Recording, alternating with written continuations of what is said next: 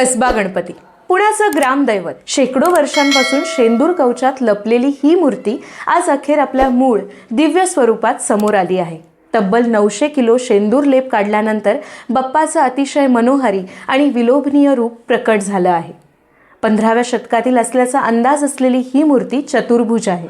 डाव्या सोंडेचा गणपती अभय मुद्रेत, एक हात, एका हातात मोदक आणि शस्त्र, अर्धपद्मासनात विराजमान झालेला मंगलमूर्ती. हा तोच बाप्पा आहे ज्याचं दर्शन छत्रपती शिवाजी महाराजांनी आणि आपल्या पूर्वजांनी घेतलं.